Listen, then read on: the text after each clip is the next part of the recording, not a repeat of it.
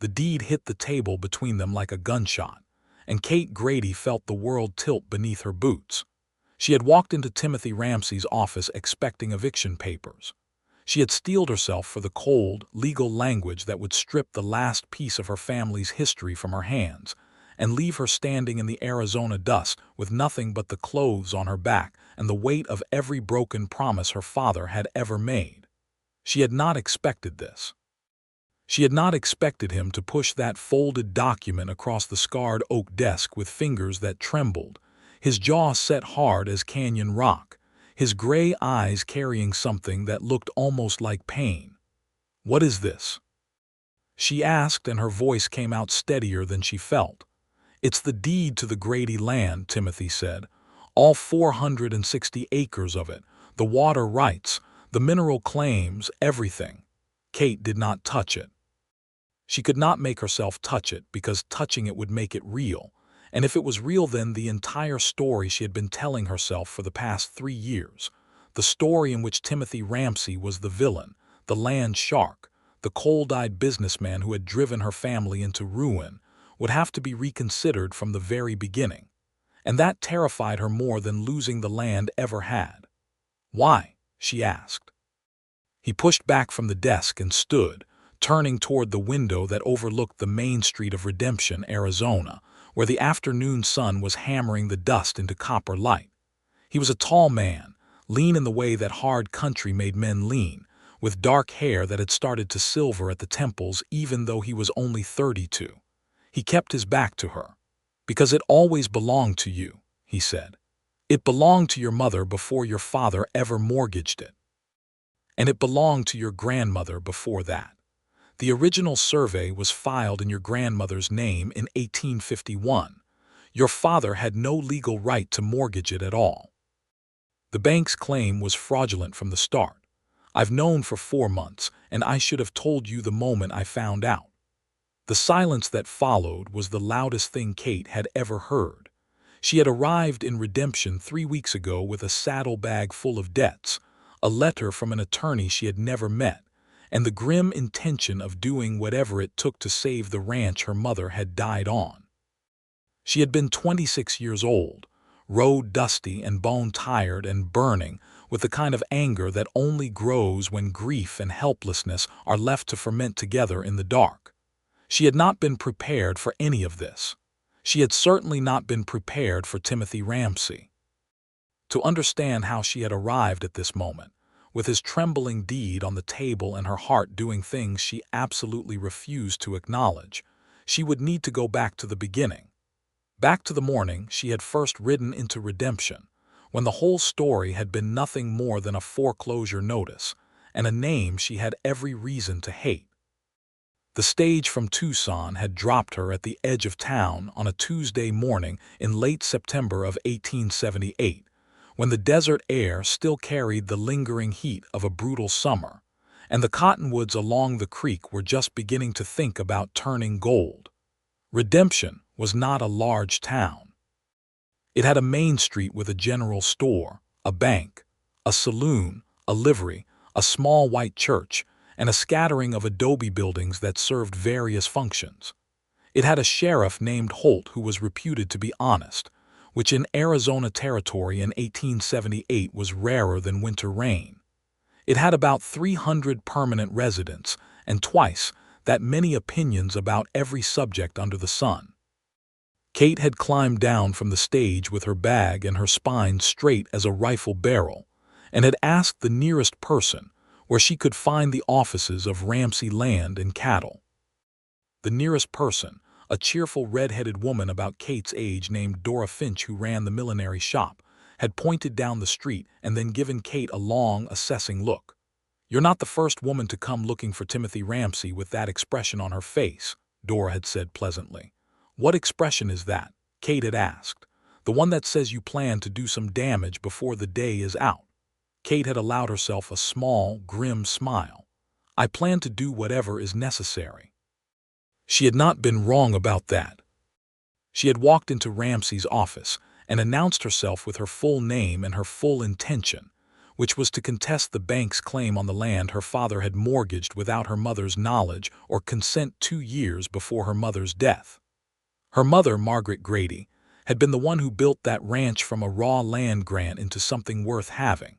She had dug the wells, planted the kitchen garden, negotiated the first beef contracts with the Army at Fort Lowell. Her father, Caleb Grady, had been a man of enormous charm and catastrophic judgment who had loved his wife and his land and whiskey in roughly equal measure, and who had managed to mortgage the ranch twice before he died of a fever in the spring of 1876, leaving a trail of debt and a daughter in St. Louis who had been working as a school teacher and had known nothing about any of it until the letters started arriving. Timothy Ramsey had not been what she expected. She had expected a fat man in a suit, the kind of land speculator who smelled like cigars and corruption, who would look at her with contempt or with predatory interest and make her feel like something to be managed rather than heard. Instead, she had found a man who rose when she entered the room, who listened without interrupting, whose expression was focused and serious, and who said, when she had finished her prepared speech, "Sit down, Miss Grady. I think you need to hear some things that are going to make this situation considerably more complicated than you currently understand it to be." That had been 3 weeks ago. In those 3 weeks, the situation had indeed become considerably more complicated. The first complication was the matter of the debt itself. Kate had assumed, based on the letter she had received from the Bank of Redemption, that the outstanding mortgage was held by the bank and that Ramsey was simply acting as the bank's agent in the foreclosure proceedings. This was incorrect.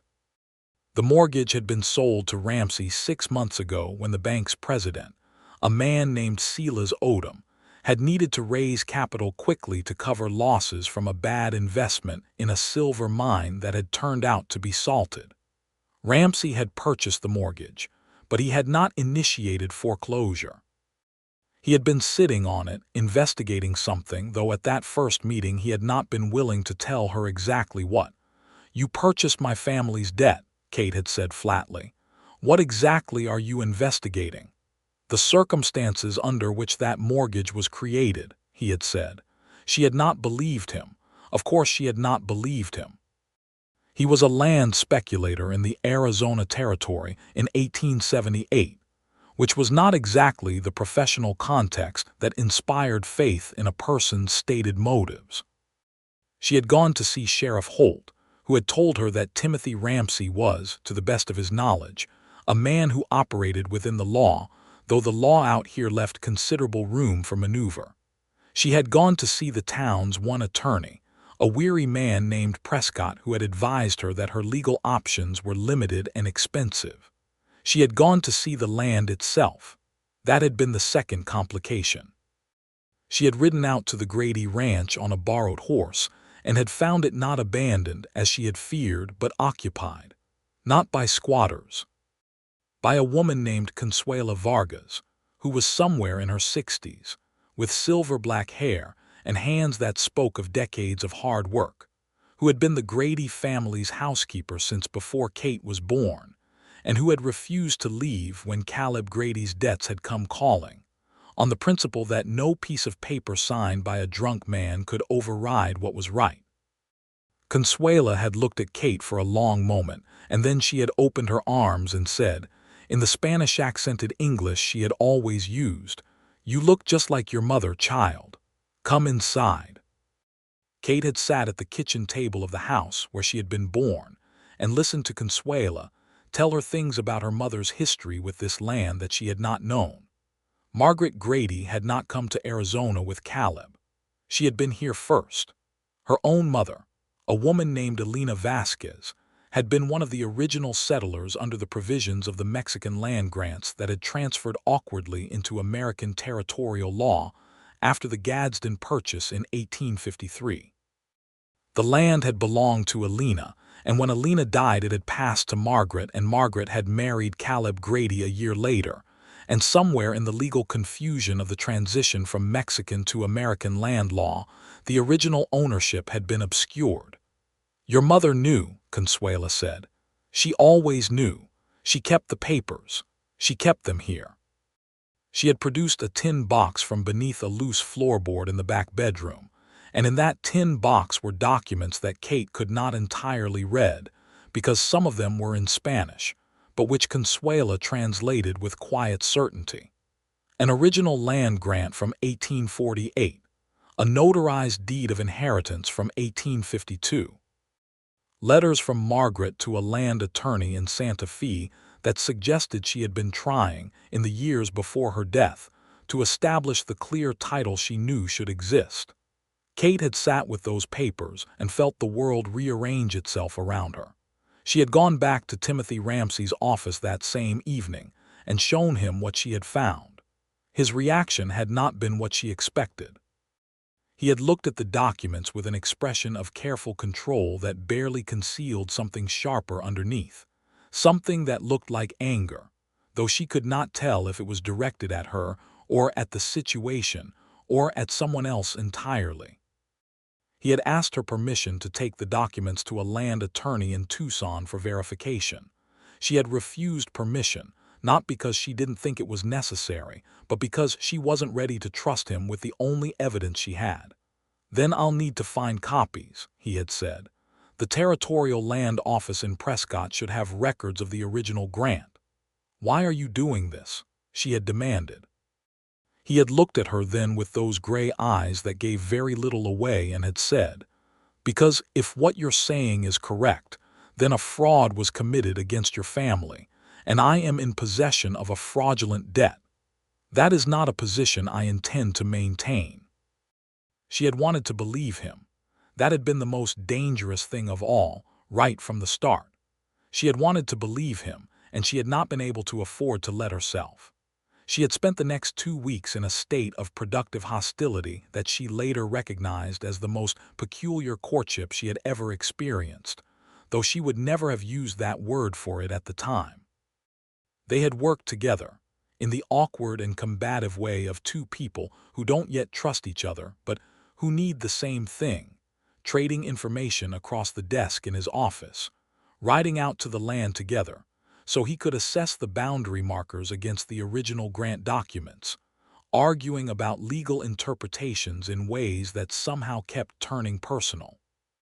He had a habit of going very still when she made an argument he couldn't immediately counter, a sort of physical pause that she had initially read as condescension, and had later come to understand was the way he thought, gathering himself before he responded. She had a habit of pacing when she was frustrated, which in the confines of his office had frequently brought her within arm's reach of him, which was a fact she had done her best not to think about too carefully.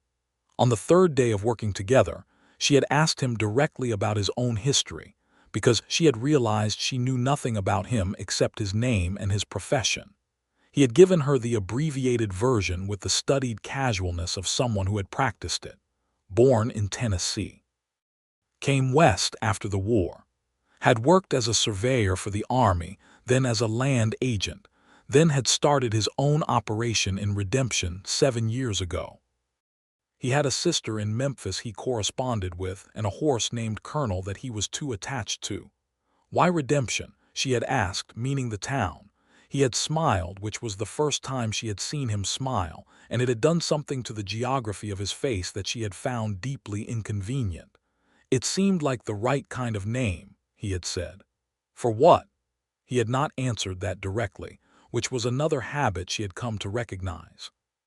He answered the questions he chose to answer and left others in the air, not as a power play, but as a kind of privacy, the privacy of a man who had things in his past that he preferred to carry quietly.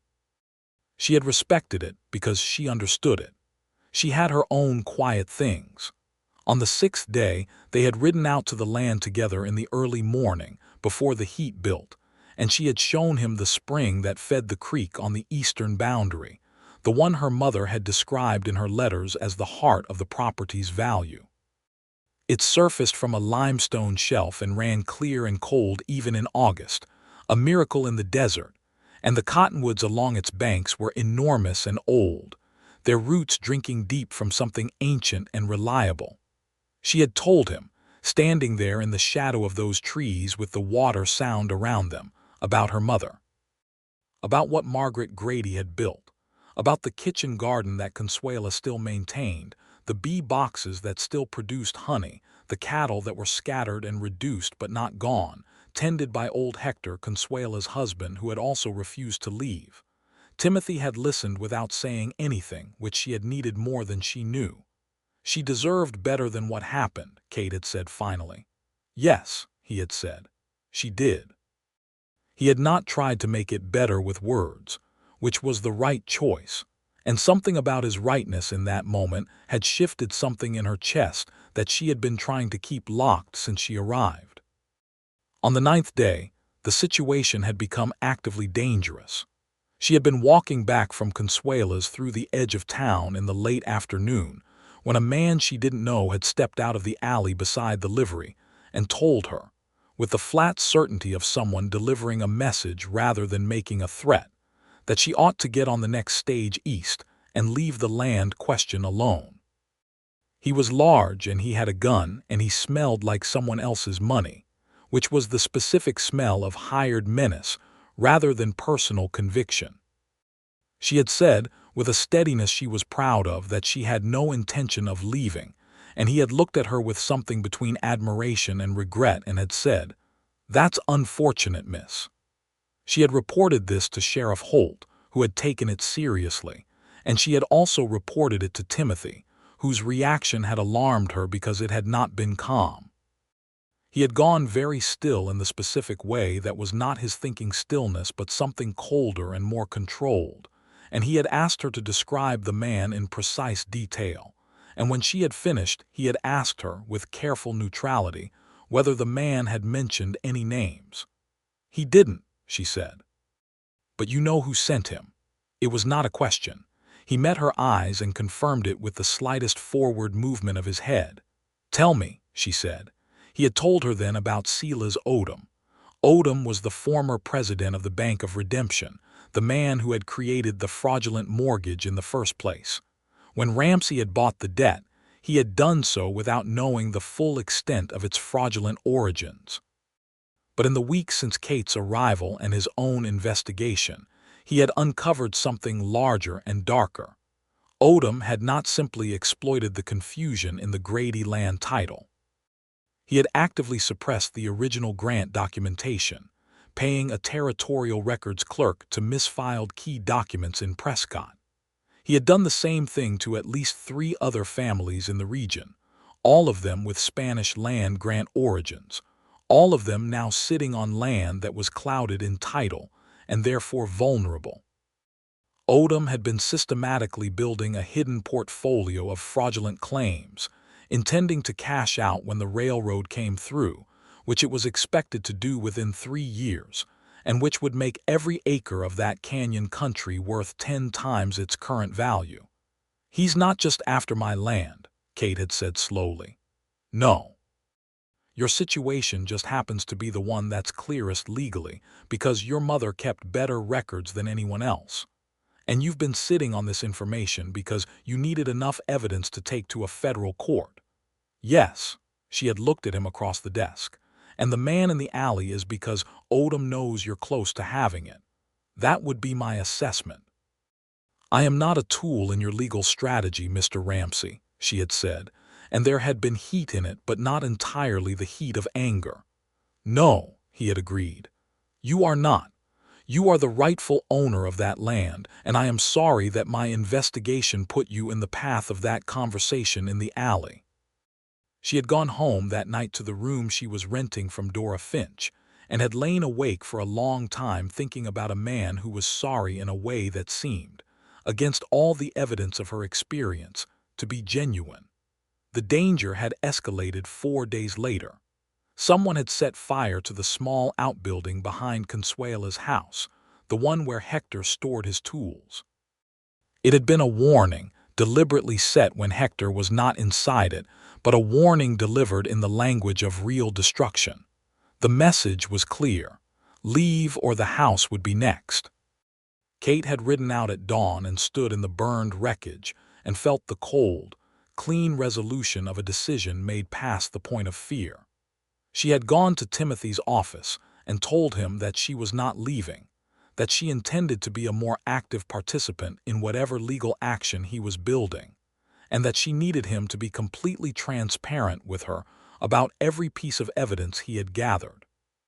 He had looked at her for a long moment in that still, gray-eyed way and then said, "I've been waiting for you to say that.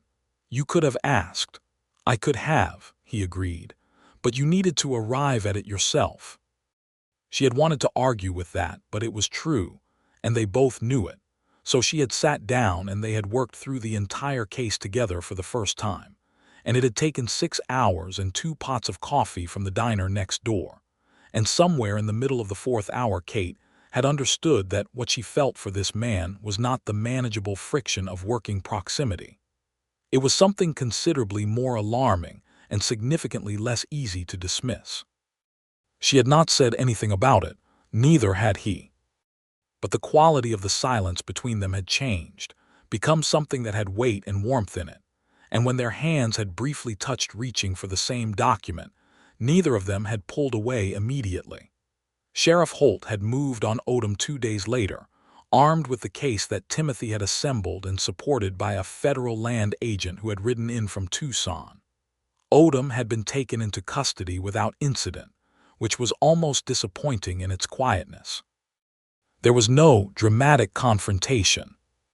There was a man in a good suit being walked out of his house at 7 in the morning with the expression of someone who had always known this day would come and had spent years building walls against it, all of which had just fallen down.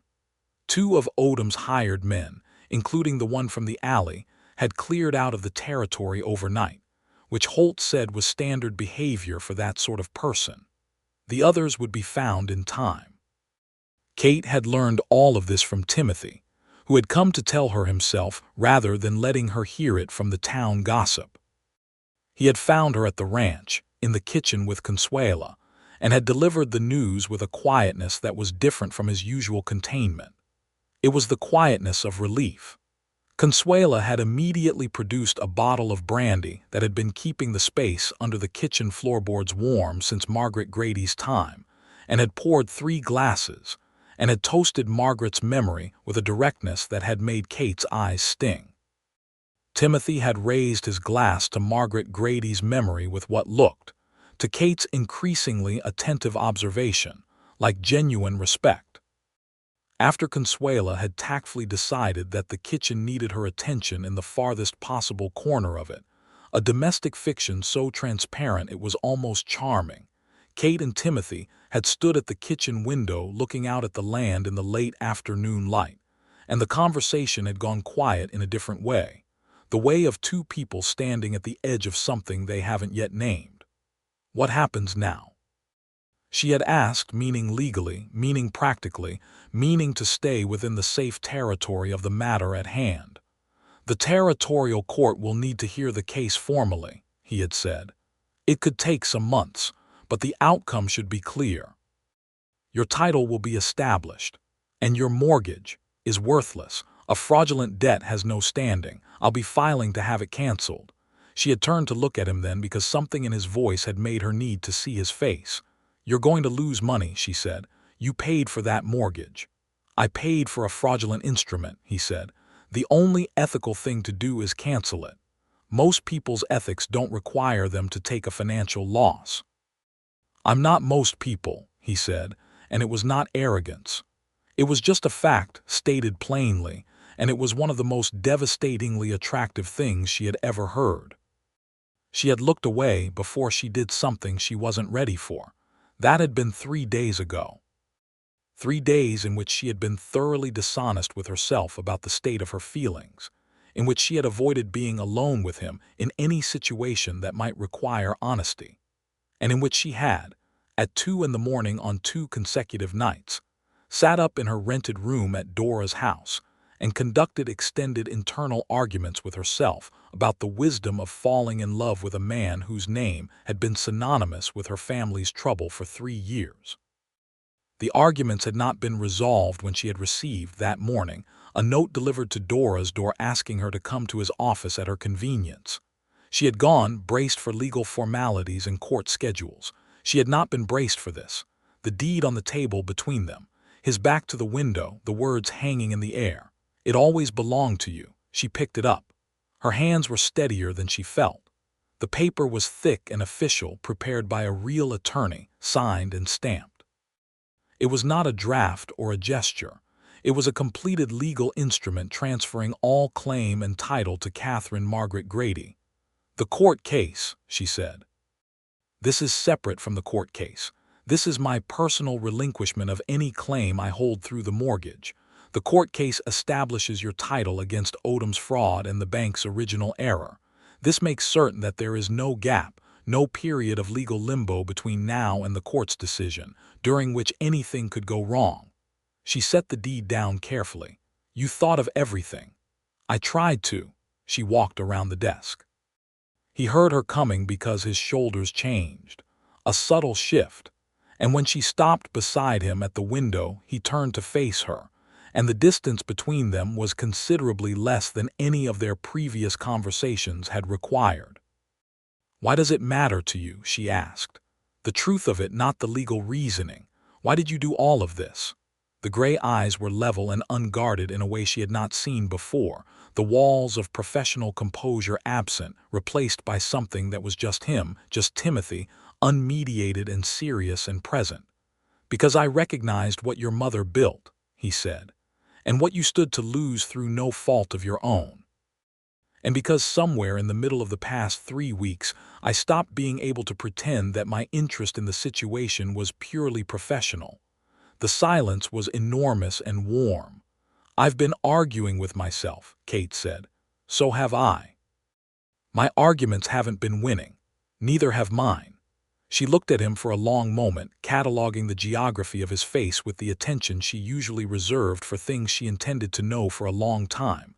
The line of his jaw, the way the Arizona sun had written its signature in fine lines around his eyes, the small scar above his left brow that she had been wondering about for 2 weeks. "The deed," she said. "Yours, unconditionally, before anything else. I needed you to have that before I said anything else."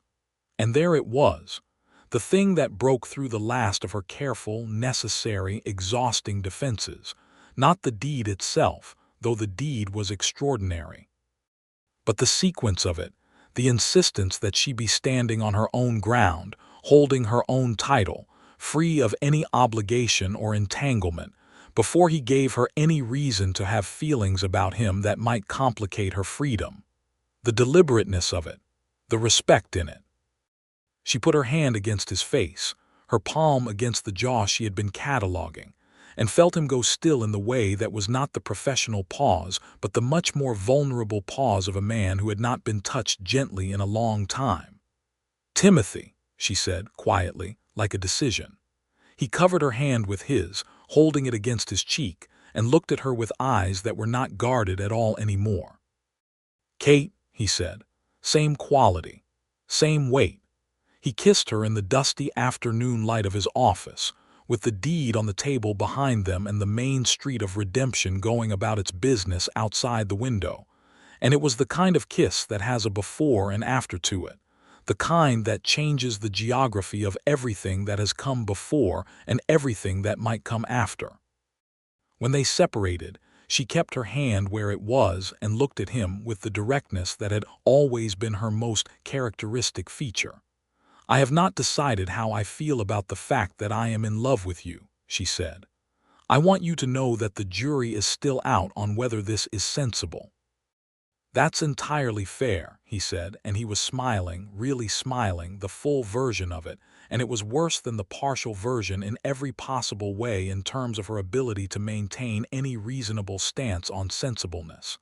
"I'll be keeping the deed," she said. "I would be deeply concerned if you didn't. And I'll need help with the legal case, the court proceedings.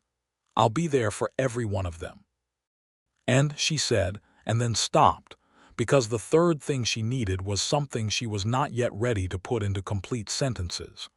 "And," he agreed, very quietly, as if he understood the incomplete sentence perfectly.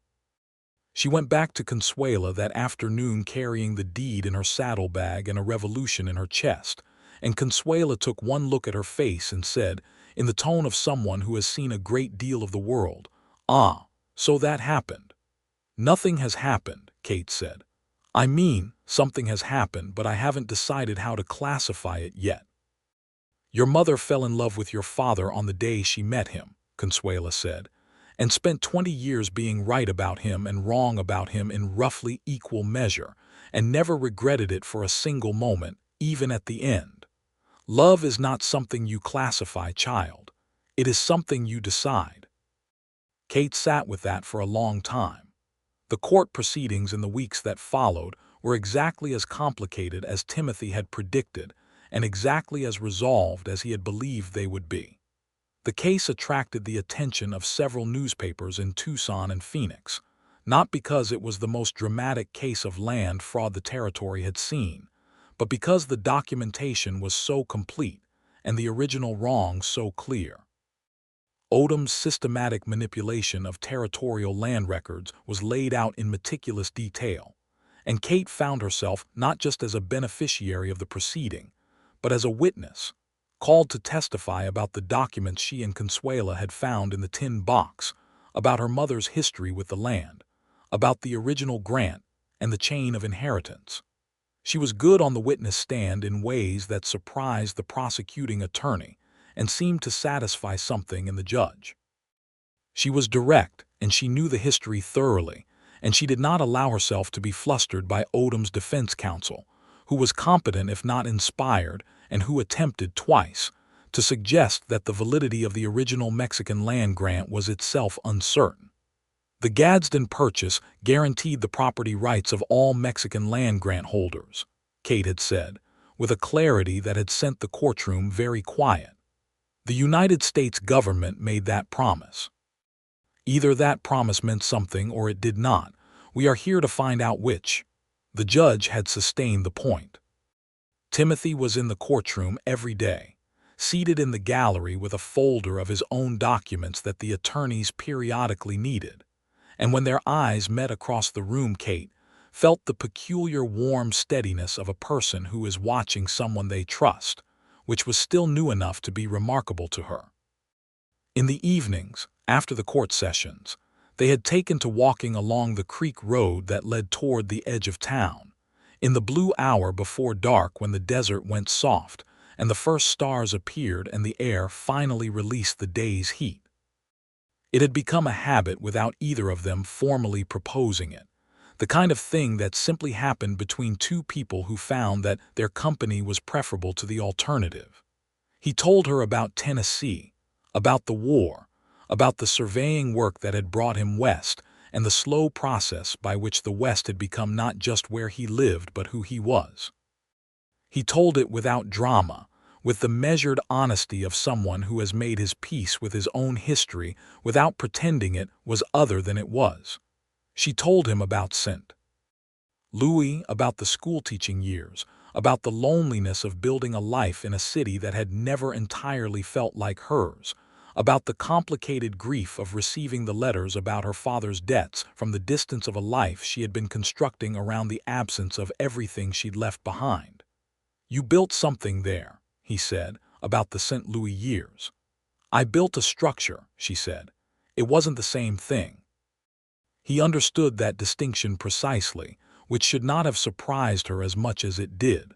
The verdict came down on a Thursday in November, 6 weeks after Kate had arrived in Redemption. The court found for Kate on all counts. The original grant and the subsequent inheritance were confirmed. The Bank of Redemption's mortgage was declared void on the basis of fraud. Odom was charged with fraud and forgery and faced trial on those charges separately, which would take considerably longer but which the prosecuting attorney was confident about.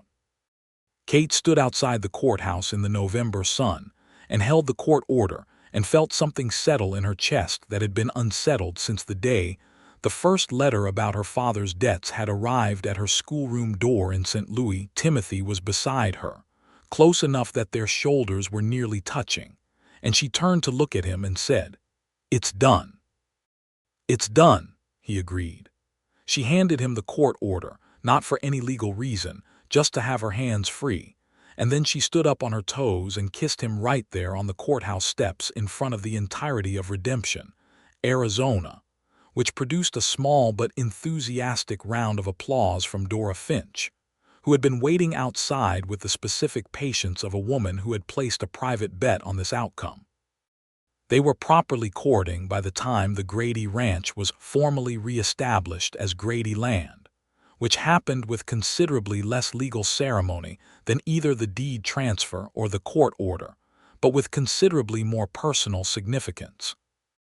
Consuela and Hector had prepared a dinner with the solemnity of a sacred observance, and Timothy had come out to the ranch for the occasion, and they had sat around Margaret Grady's kitchen table and eaten and talked, and Kate had felt, for the first time in years, the specific warmth of being in the right place.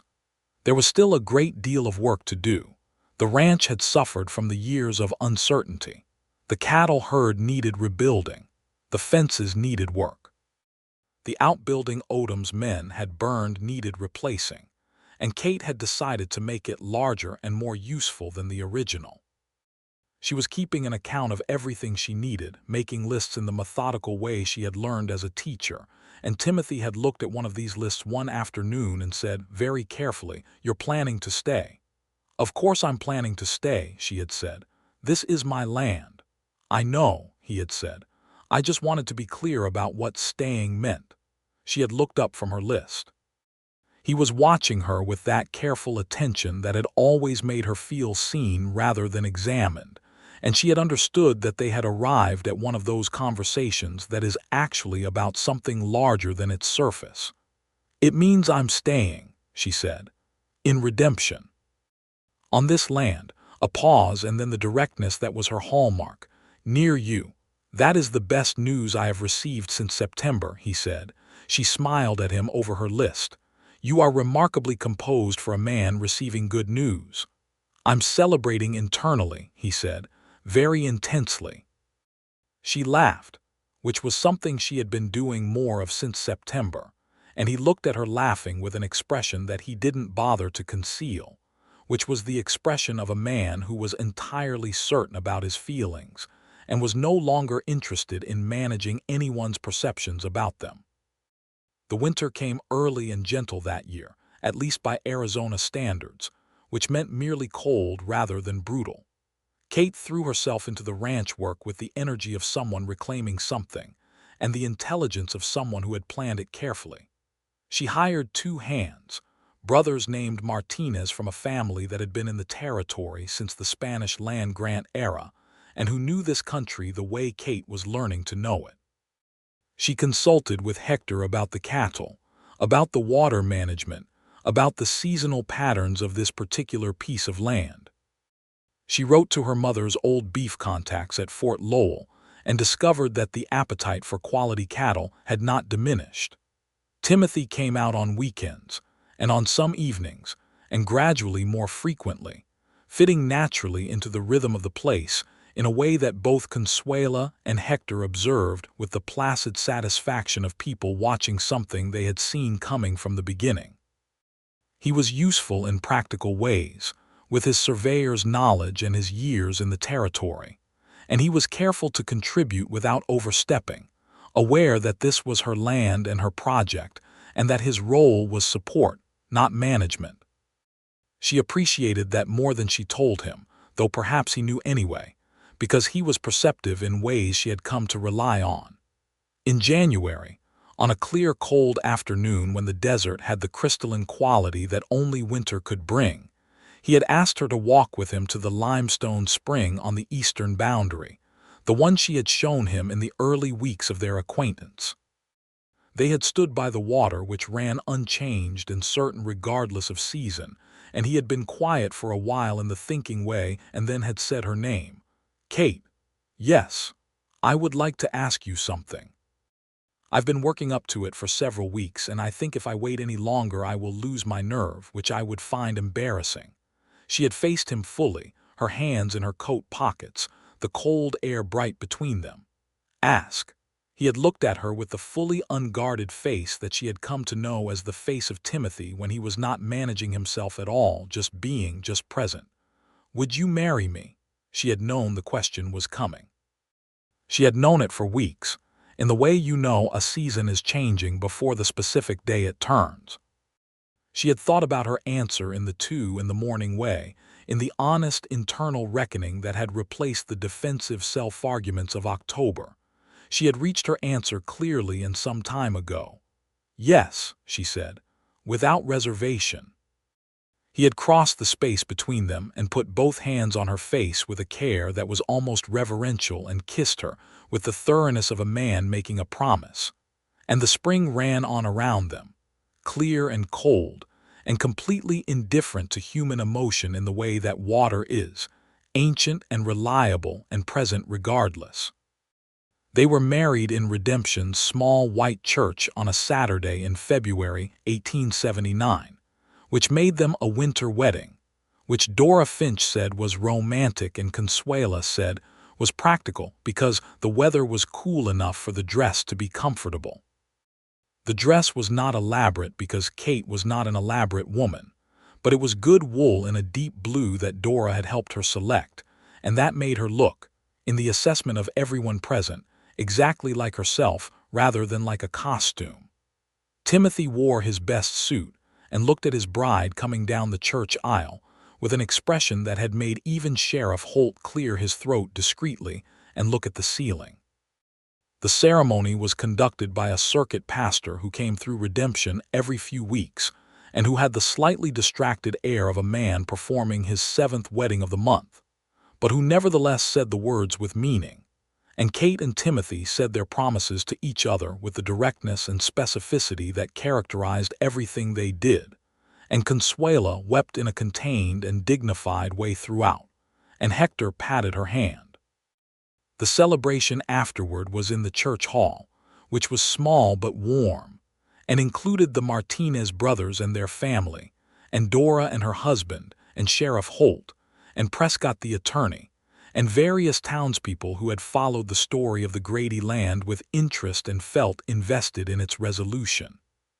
Someone had brought a fiddle and someone else had brought a guitar, and the music was lively, and the dancing was enthusiastic, and Kate danced with her husband with the unself-conscious joy of a woman who is exactly where she chose to be. "How does it feel?" Timothy asked her, somewhere in the middle of the evening, their hands linked, her head tipped up to look at him. "Like something true," she said. He pressed her hand. "Yes," he agreed. "Exactly like that." They moved into the ranch house together in the spring, which required some adjustment of furniture and considerable negotiation about the organization of the kitchen, which Consuela conducted with the authority of a general while Kate and Timothy tried to maintain the dignified pretense that the kitchen discussion was not extremely funny.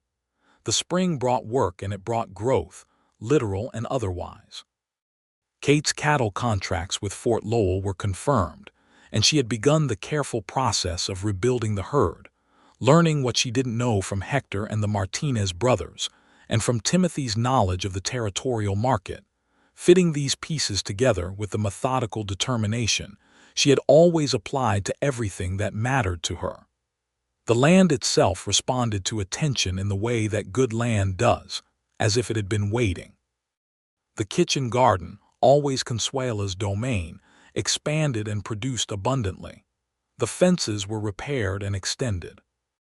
The new outbuilding was constructed, larger than the one Odom's men had burned, and equipped with the tools that Hector required, and the storage that the operation needed. In the evenings, when the work was done, and the desert was doing its quiet, spectacular work with the sunset colors, Kate and Timothy would often sit on the porch of the house that her grandmother had built and her mother had loved, and that was now, irrevocably and legally and personally, hers, and watch the light change over the country that stretched out before them in every direction, and talk, or not talk. In the companionable way of people who are comfortable enough together that silence is not awkward, but is simply another form of company. She had not expected this, the specific texture of being known by someone. She had been a solitary person by habit and by history, someone who had learned early that expecting too much from people was a reliable path to disappointment, and she had constructed her independence and her competence as both genuine qualities and protective structures. Timothy had not dismantled those structures. He had simply made them unnecessary, not by being perfect. He was not perfect, but by being consistently, reliably himself, by treating her consistently, reliably as a full person rather than as a category. She told him this once, imperfectly, not quite finding the words, and he had listened with the full attention that was one of his most characteristic and most appreciated qualities, and had said, "You know what I thought the day you walked into my office in September. I imagine you thought I was a problem," she said. "I thought you were the most formidable person I had ever encountered," he said. "And I thought, about 30 seconds after you started talking, that the person who was going to be the most important one in your life was going to have to be someone who deserved you." She had looked at him with considerable feeling. "Did you think that person was you?" "I thought that would require determined effort," he said. "You put in the effort," she said. "I'm aware," he said, and smiled, the full version, still doing the same thing to her it had always done. She put her hand in his, and they watched the stars come out over the Arizona desert, over her land, over their life. By summer, Kate knew she was pregnant. She told Timothy on a Tuesday morning over coffee at the kitchen table, with the directness that was her way of saying everything important, and watched his face go through a series of transitions that were among the most transparent she had ever seen from him. Surprise giving way to something that was the full, undisguised version of joy. He had put his coffee cup down and come around the table and held her, not dramatically, just thoroughly, the embrace of someone who is feeling something too large for performance. "Are you well?" he asked into her hair. "I'm perfectly well," she said. "I'm telling you because I'm happy about it, not because I need managing." "I know," he said. He pulled back enough to look at her. "I'm happy about it too, very, ridiculously." "Ridiculously," she agreed, smiling. Consuela received the news with the tranquility of someone who had already known it for a week on the basis of her own observations, which was either medically impressive or deeply characteristic of Consuela, and which Kate chose not to investigate too closely. The pregnancy proceeded unremarkably through the summer and fall, which was a mercy in the Arizona heat, as Kate refused to reduce her activity beyond what was medically necessary, and worked alongside the Martinez brothers through September with the enthusiasm of someone who had a great deal to accomplish, and intended to accomplish it regardless of the size of her middle.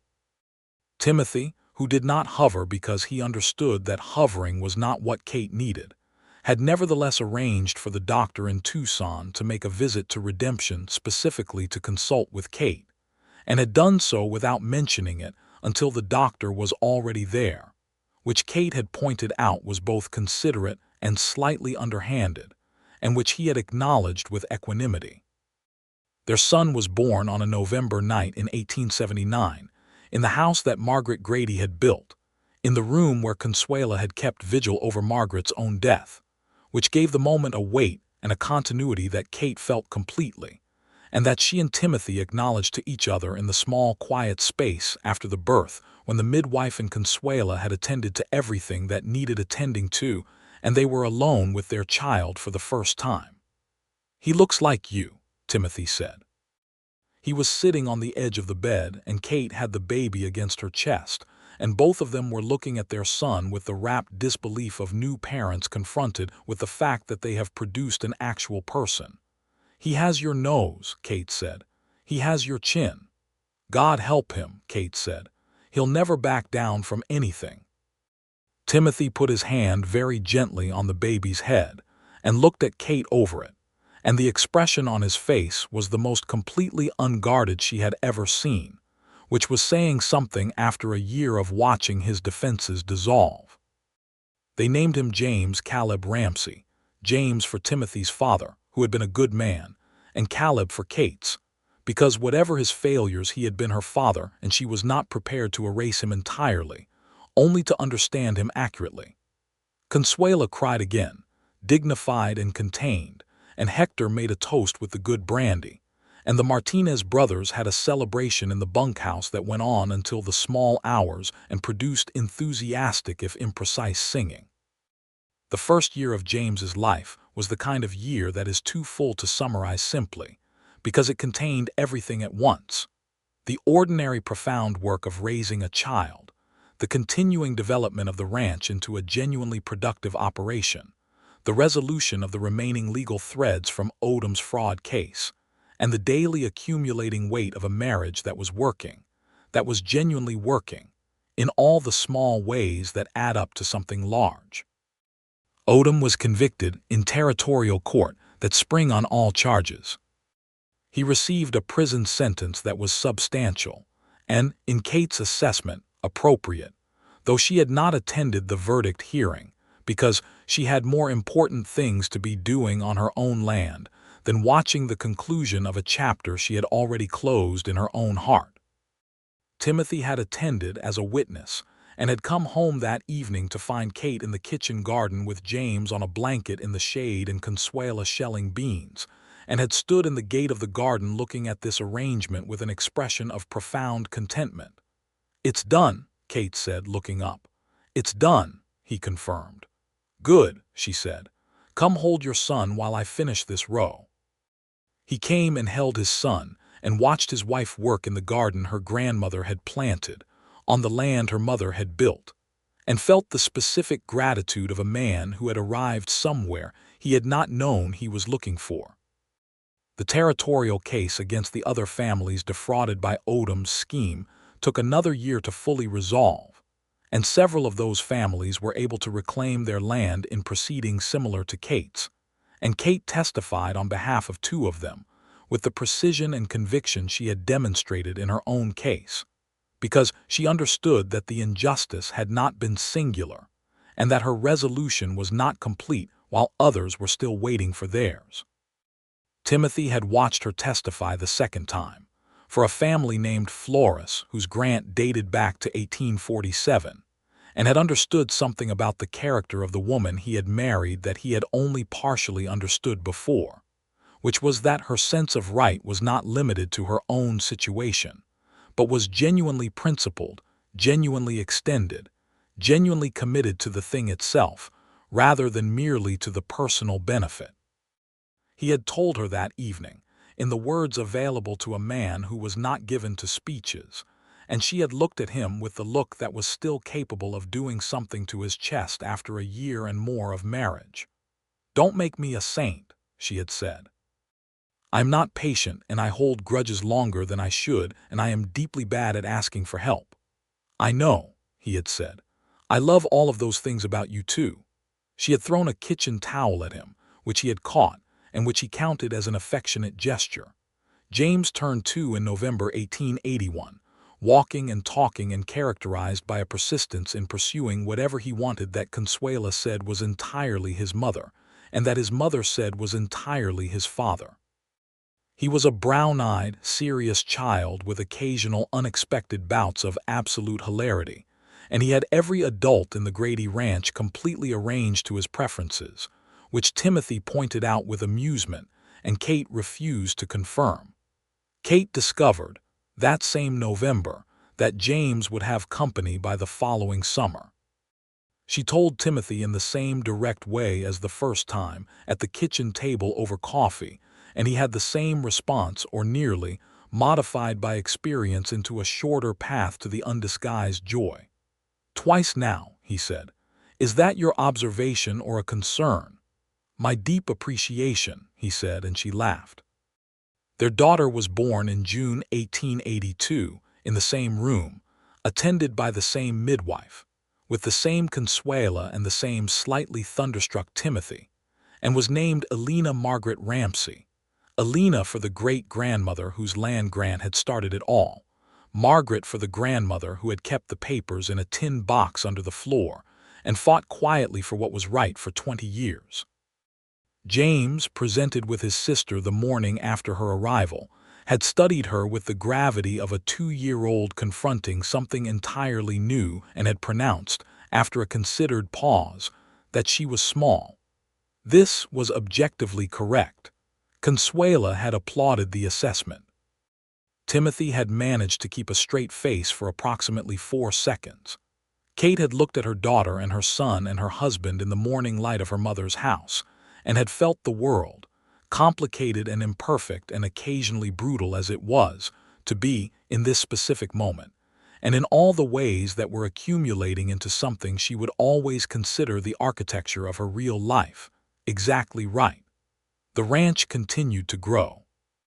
By 1883, the Grady land, now operating formally as the Grady-Ramsey Ranch, though Kate kept the Grady name on the deed, and the gate because that name belonged to this land in a way that history had established, and she had no intention of erasing, was running a respectable herd, and had expanded its water infrastructure along the creek, and had negotiated a long-term supply contract with the Army that gave the operation a financial stability that Caleb Grady's mortgaged years had never provided.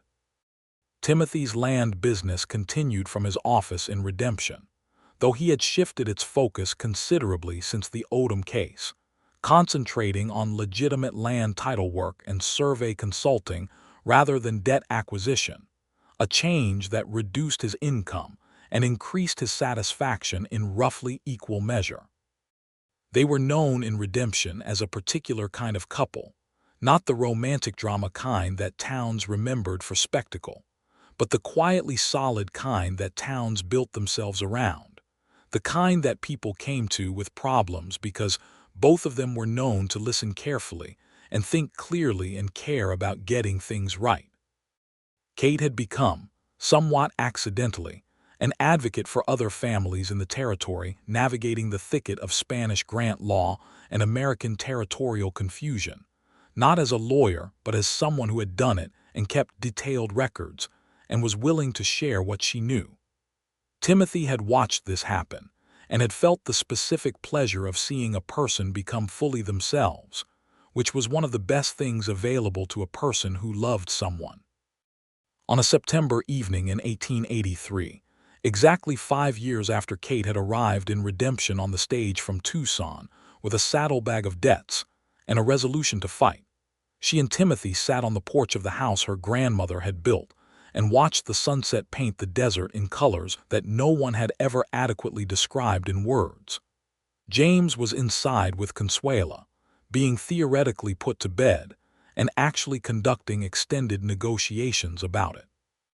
Elena was asleep in the room that had been Margaret's, in the cradle that Hector had built from cottonwood from the creek.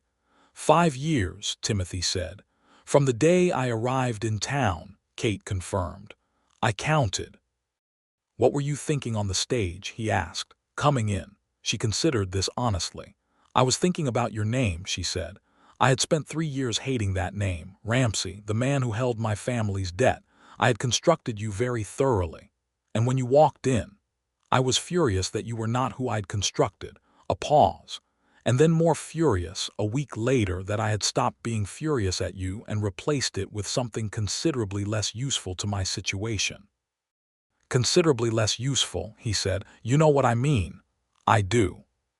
He reached across and took her hand where it rested on the porch railing, lacing his fingers through hers in the easy way of two people who have done this thousands of times and intend to do it thousands more. I thought about the spring, he said. The limestone spring, the first time you showed it to me. What about it? You described what your mother built standing there, he said. And I thought, the person who talks about their mother's work like that is someone who understands what things are worth. Not in money, in truth. She turned to look at him. That was September, she said. That was week 1. I know, he said. He squeezed her hand. I told you. My arguments were losing from very early on. She leaned against him, her head on his shoulder, and they watched the last of the color drain out of the western sky, and the first stars assert themselves in the deep blue above, the same stars that had always been there, over this land, over this canyon, over the spring that ran clear and cold from the limestone shelf, and would run long after any of them were names on a piece of paper in a tin box under a floor. "Do you know what I think about?" Kate said into the comfortable quiet. "Tell me." "I think about the tin box," she said. "My mother keeping those papers, year after year. Not telling my father maybe because he would have mortgaged them too, just keeping them, knowing, waiting for something she might not have believed would ever come."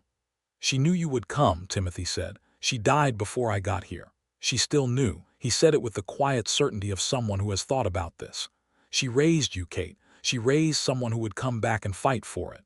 That was the plan. The tin box was the plan. She just didn't know exactly what shape the plan would take." Kate was quiet for a long moment.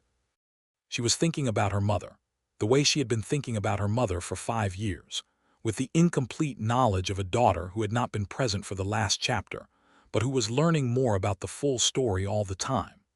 About the woman who had dug wells and planted gardens and kept papers in a tin box and written letters to land attorneys in Santa Fe, and built something in the desert on the strength of her own conviction that what was right would eventually be demonstrated to be right.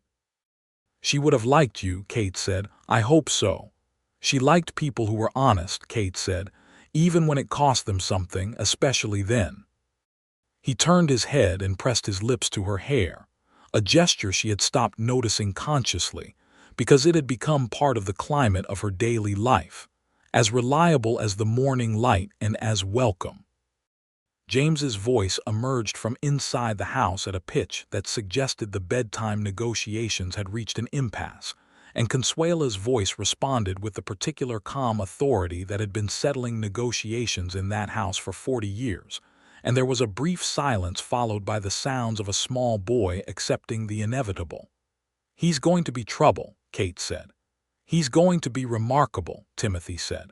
"They both are." She believed him.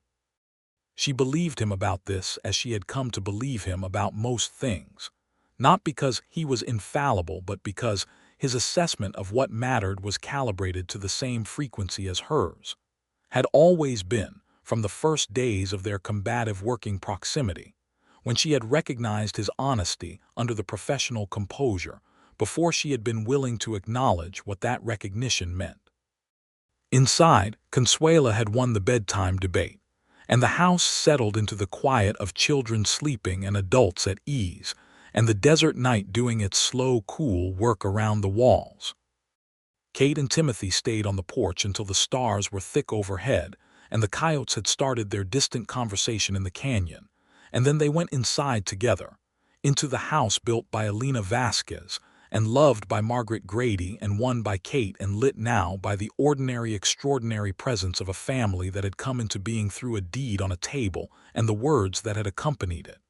It had always belonged to her, not just the land, the whole of it. The history and the future. The spring and the garden and the stone walls and the people who moved through it, and the love that had grown in it from the very beginning of the thing, before either of them had names for what was happening, before either of them had admitted that the hostility and the friction and the absolute necessity of each other's company was just another name for something older and more reliable than either of them had been willing to believe in. The deed lived in the tin box now, alongside her mother's letters and her grandmother's land grant, under the floorboard in the back bedroom. Kate had put it there herself, the day after the courthouse steps. She had thought, placing it on top of Margaret's papers, that it was the right location. Not in a bank, not framed on a wall. Here, in this house, in this box, in this room, where it had always been waiting. In the years that followed, the Grady Ramsey ranch continued to grow and flourish, adding acreage carefully and sustainably, building a reputation for honest dealing in the cattle market that reflected both of the people who ran it. James grew into a tall, thoughtful young man with his mother's directness and his father's patience, the combination of which made him formidable in exactly the ways both parents privately hoped he would be. Alina grew fierce and precise and deeply, unapologetically interested in every living thing on the property, from the cattle to the cottonwoods to the bees in Consuela's boxes, with a quality of attention that reminded Kate, constantly and achingly, of her mother. Consuela and Hector remained, because they were as much a part of the Grady land as the limestone spring, and because Consuela had announced, early on, that she intended to see both children grown before she considered retiring, and Hector had said that he would stay as long as there were fences worth mending, and both of these conditions appeared likely to be met. Dora Finch visited often and remained a reliable source of town news and opinions, which Kate valued on principle because an isolated ranch without good information is a ranch making decisions in the dark. Sheriff Holt was re-elected twice more and then retired, and the town elected a new sheriff who was younger and came to Timothy occasionally for advice about the more complex land disputes that came to his attention, which Timothy gave freely and without charge because the territory was still building itself and the law was still learning what it was. Kate wrote articles. This had begun somewhat accidentally, when a newspaper editor in Tucson had asked her to write an account of the Odom case from her perspective, and she had produced something that was precise and measured and completely unsentimental about the mechanisms of fraud and the protections, theoretical and actual, available to landowners with Spanish grant origins. The editor had published it and asked for more. She had written 3 more pieces in the following year, on land title law, and on the practical realities of territorial settlement for families whose claim to the land preceded American jurisdiction. She was not a lawyer and she was careful to say so, but she knew what she knew and she wrote it clearly, and the articles had some effect, or at least contributed to a conversation that had some effect, which was what was available to one person writing in a newspaper rather than sitting on a territorial court. Timothy read every draft and made comments that were useful and occasionally extremely perceptive, and never tried to moderate her conclusions, which she had told him once was one of the things she loved most about him. That specific thing, he had asked. That and several others, she had said. I'd like to hear the list. You'd become insufferable. I'm already insufferable according to the general assessment of redemption. The general assessment of redemption is that you are formidable and fair, she said, which is not the same as insufferable. You think I'm formidable. I think you were formidable the day I walked into your office and announced my intentions at considerable volume, and you listened without interrupting, and then asked me to sit down and told me things were more complicated than I understood. Yes, formidable. He had looked at her across the dinner table with the expression that had not changed in character since their early days, only deepened, settled, become more fully itself. The day you walked into my office, he had said, was the best thing that had happened in that office in 7 years. Including the office itself, she said, it's a good office. Including everything, he said. On their 10th anniversary, in February 1889, Timothy had taken Kate to the limestone spring at the eastern boundary, the same place where they had stood in the September of their beginning and again in the January of their engagement. And he had given her, not a gift exactly, but something he had been working on for some time, which was a surveyor's map of the whole property, drawn with the precision of his professional training and the care of his personal knowledge of every acre of it. Every water source, every fence line, every tree worth noting, annotated in his careful handwriting with the history he had assembled over 10 years. The date of the original grant, the date of Margaret's inheritance, the date of the court order, the date of the deed, and a series of small notations that were not legal history but personal, the location where Kate had shown him the spring, the tree that James had climbed when he was 4, the corner of the kitchen garden where Alina always found the first spring flowers. Kate had held it and looked at it for a long time without speaking. 10 years of your land, he had said. I thought someone should have a record of it. She had looked up at him, and he had been struck, as he was struck regularly and reliably, by the face of the woman he had married, which was not a soft face or an easy face but was the most honest face he had ever known, and which at this moment was carrying something large and clear that he recognized as the same thing he was carrying, the deep accumulated gratitude of two people who had built something real. "Timothy," she said. "Kate," he said. "This is extraordinary," she said. "You are extraordinary," he said. "The map is just paper."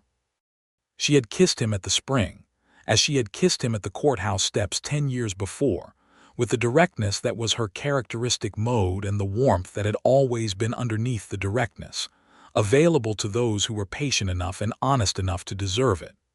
The spring ran on around them, clear and cold from the limestone shelf, feeding the creek, sustaining the cottonwoods, making the land what it was. Ancient and reliable and present, unchanged by everything that had happened above it and around it, indifferent to human drama in the specific way of things that have been here long before and will be here long after. But the water would carry something forward. The water always did. It would run through the ranch that Margaret had built and Kate had saved and Timothy had helped restore. It would water the garden that Consuela tended and the trees that James and Alina had climbed. It would be here when the Grady name was history and the Ramsey name was history and the land itself was still land, still the land that Alina Vasquez had claimed in 1848 and Margaret had kept and Kate had fought for, and Timothy had returned with both hands open and the words that had always been true. It always belonged to her. It always had.